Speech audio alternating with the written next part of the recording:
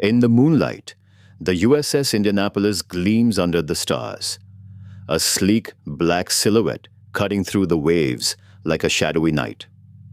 At 8:30 p.m. on July 12, 1945, it sets sail from Tinian Island on its final mission, unaware of the storm that's brewing just below the surface.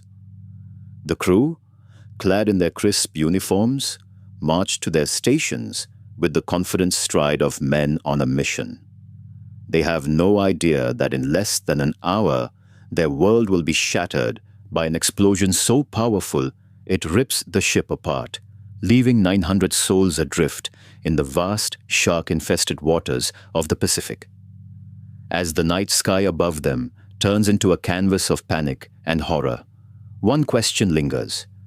What secrets lie hidden in those turbulent seas? Hours after completing its top-secret mission, the USS Indianapolis glides through the moonlit Pacific, unaware of the storm brewing unseen. The ship's lights flicker for an instant, just a moment before the entire vessel trembles under the force of an explosion so powerful it rips the ship apart like tissue paper. In that single blinding flash, 900 men are thrown into the night, their screams cut short by the deafening roar of shattering metal and exploding fire. The water around them churns violently, dark waves now frothing with oil and debris. As the Indianapolis sinks swiftly, its hull breaks free from the tumultuous sea, revealing a single fire in a cave, a metaphor for the darkness that engulfs the survivors. Each man clings to whatever floats, life preservers, pieces of the ship's wreckage, and dives into the shark-infested waters. The night sky above is now a star-studded blanket, each star seeming to mock their plight with cold indifference. The question lingers, how can they survive against both the sharks and the relentless ocean, now their deadly foe? The survivors cling to any piece of floating debris, life preservers, pieces of the ship's wreckage, and dive into the shark-infested waters. Each splash sends a shock through their bodies, as if the ocean itself is alive and hostile. The night sky above is now a star-studded blanket, each star seeming to mock their plight with cold indifference. A single fire in the cave flickers far away, barely visible in the distance, its glow a distant beacon of hope. Sharks loom in the darkness, their eyes glowing like hellish lanterns. The water stings of salt and fear as they circle, waiting for any sign of weakness. One survivor, his arm torn open by a fin, cries out, his voice swallowed by the waves. Another tries to pull him back, only to feel the cruel jaws closing around his leg. Hours pass in a blur of terror and desperation. The survivors huddle together on a piece of lumber, their hands trembling as they grip each other for comfort.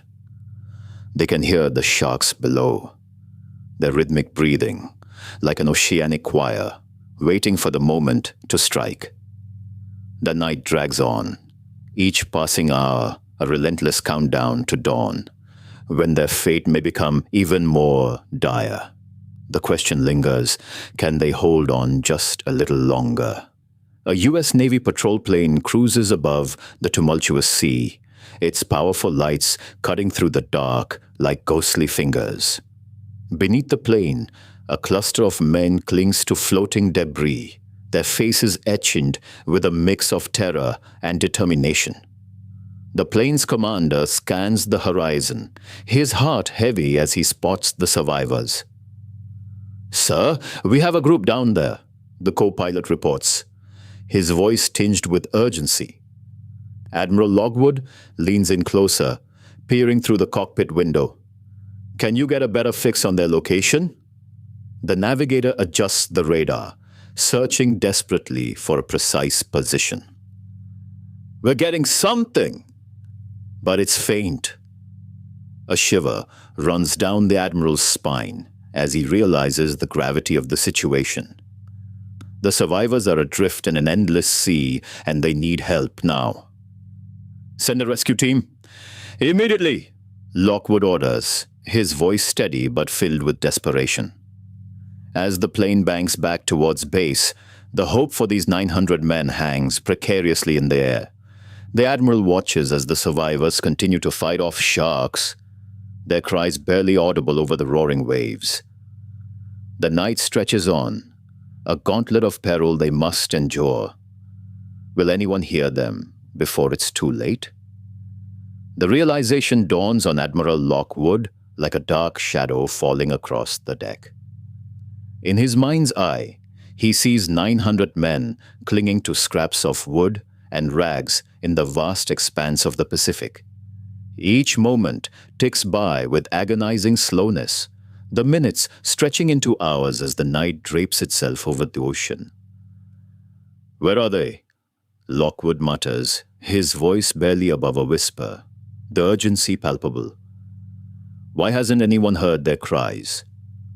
The radio crackles to life, static filling the silence.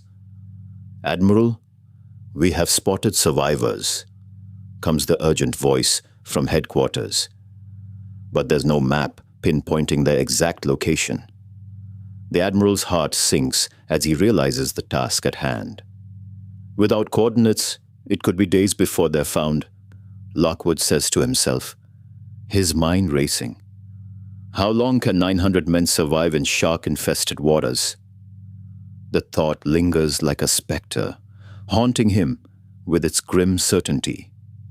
The fate of these men hangs by a thread, their cries for help swallowed by the churning sea. As night gives way to dawn, the stakes rise higher and the urgency intensifies. Will anyone hear them before it's too late? As dawn breaks, a new horror emerges from the depths. Sharks, drawn by the chaos of human debris, circle closer. Their keen senses detect the scent of fear and desperation. The water around them becomes a living nightmare, punctuated by the splash of fins and the occasional flash of teeth. One man, clutching a piece of wreckage, is suddenly dragged under. A deep, primal scream cuts through the air, a sound that echoes with haunting clarity as it travels across the vast expanse of ocean. Another survivor, his eyes wide in terror, watches helplessly as the predator tears into the flesh of his fallen comrade. The sharks are relentless, their numbers growing by the minute. They swarm like dark shadows, biting and slashing, tearing away at whatever they can reach. The air is thick with the stench of blood, mingling with the salt of the sea. Men scream in agony, their cries muffled by the overwhelming noise of nature's fury. Amidst this chaos, a single survivor clings to hope, his hands trembling on the makeshift raft he's fashioned from debris. He prays silently for rescue, but the shark's hunger knows no bounds. Their eyes, cold and unfeeling, fixate on their prey. In this relentless dance of survival, each moment is a battle for existence. The sun climbs higher in the sky, but so does the terror, leaving a trail of fear and despair behind it.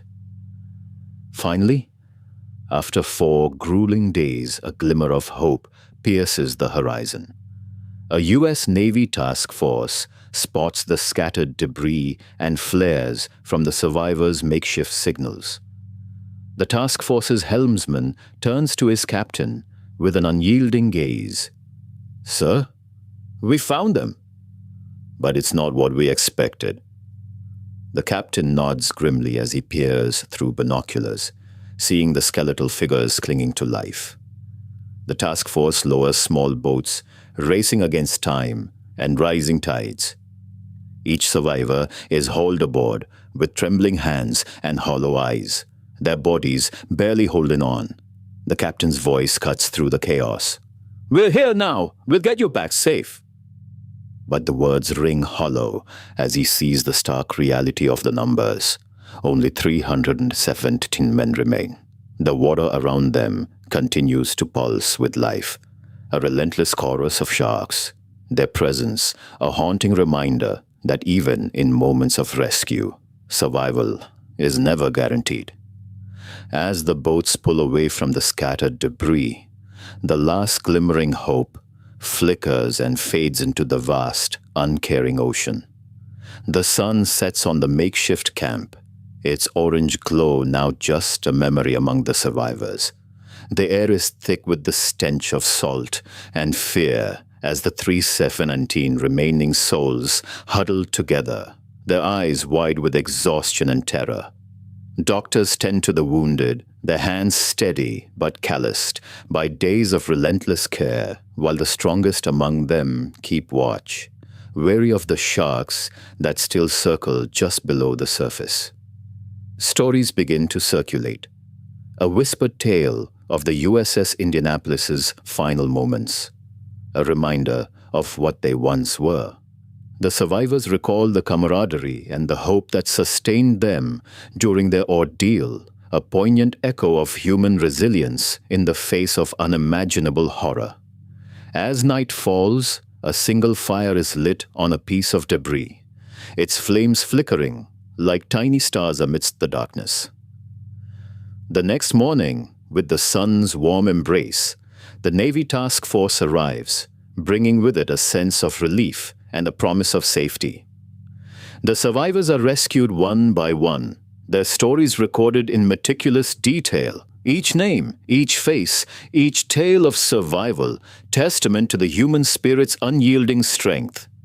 Yet, as they board the rescue ships, the water around them continues to pulse with life, a relentless chorus of sharks, their presence a haunting reminder that even in moments of rescue, survival is never guaranteed. The survivors' harrowing ordeal is documented, serving both as a warning and a testament to human resilience. In the silence of the boats, as they begin their long journey home, a quiet resolve settles over them, a shared understanding that no matter the storm, they will endure. The Ocean SW.